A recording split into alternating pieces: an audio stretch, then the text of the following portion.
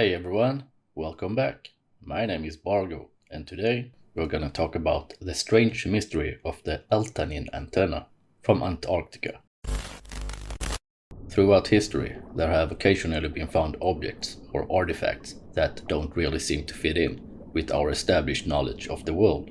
These anomalous objects tend to baffle and confuse, rarely finding any definitive answers, and often left swirling in the realm of speculation and conjecture. One of these is surely a strange structure found at the bottom of the Antarctica seas, which was found by chance and which has incited discussions to this day.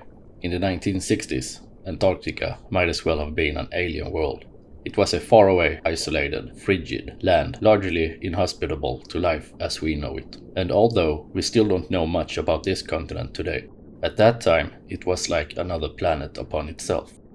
In order to do research in the Forbidden Region, the National Science Foundation of the United States in 1962 created an elaborate, technologically advanced floating laboratory called the USNS Eltanin, which was the world's first dedicated Antarctic research vessel, and tasked with exploring Antarctica and surrounding waters over a 4-year period. At the time, in waters was just about uncharted as the furthest reaches of the solar system. While they made many findings and shed light on our knowledge of the region, they would also uncover things out there in those secluded depths that would go on to propel themselves into truly great mysteries. On August 29, 1964, the USNS Eltanin was engaged in photographing the ocean floor, 1,000 miles west of Cape Horn, with a cable-mounted camera at a depth of approximately 3,904 meters. And that is 13,500 feet, when they made a remarkable find.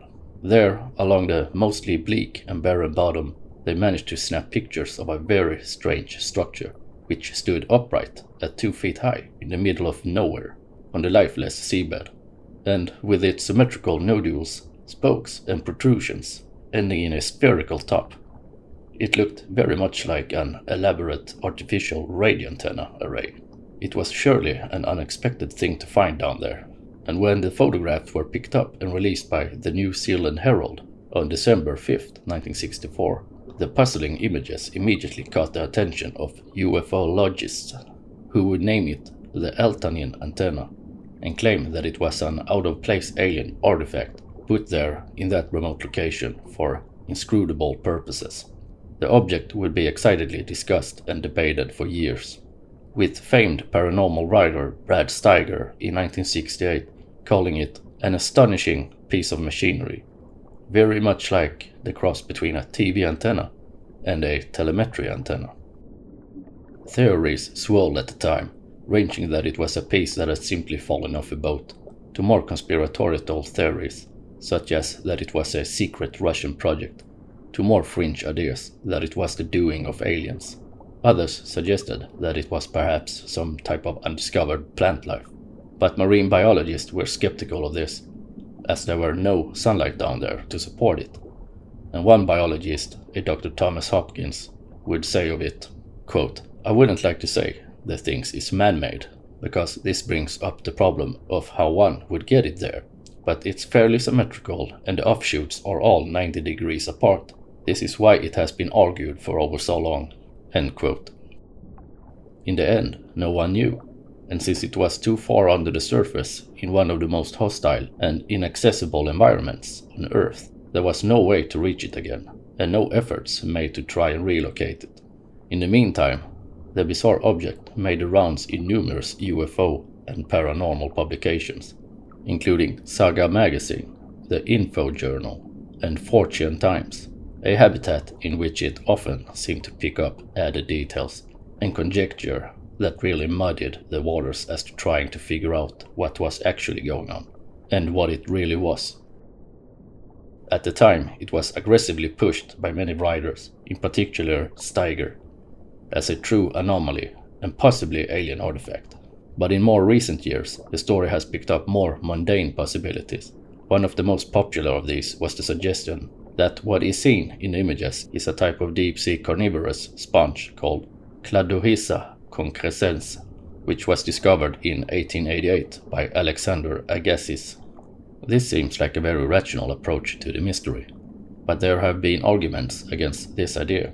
One is that the crew of the USNS Eltanin, with their crew of scientists and marine biologists, did not come to that conclusion on their own. Another is that this species of sponge is known to exist in larger colonies, whereas this object was solitary out on deserts of nothingness. There is also the fact that when compared to photos of Cladorissa concrescens, the Eltanin antenna does not seem to completely match, looking somewhat different, especially in that it is obviously more symmetrical, and even in form that one would expect one of these sponges to be. Details like this have made sure that Eltanin antenna has remained discussed and debated to this day, with many proponents of the idea that it is indeed an anomalous artifact, placed there by either nefarious human organizations or aliens, for purposes ranging from measuring fault activity to mind control. There is really no way to know what this strange artifact was when looking at it based solely on a few photographs. It could really be anything, although no one explanation has really seemed to satisfy everyone at this point. Was this just some anomalous sea sponge managed to find its way out there on its own? Was it something else entirely? Whatever the case may be, no one has found the original Eltanin antenna since, and we will probably never know the full answer. Yeah, well, there you have it. Another mystery. I don't really know what this thing is, but it looks way too symmetrical to be some kind of sponge. I don't really know. But I gave you the coordinates in the video, so if any of my subscribers happen to have a boat and some spare time, you could go check it out. Bring a camera and scuba gear.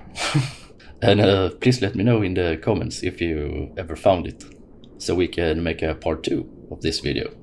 And of course, I wish you a great day, and please check out some of my other videos.